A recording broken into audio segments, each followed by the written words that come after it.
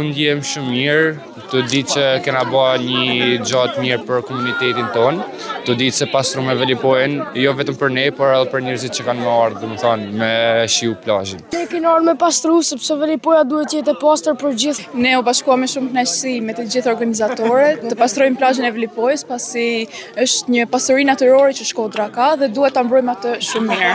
Ne kemi ardhur në Velipojë për të pastruar dhe për të mbajtur ambientin pastër.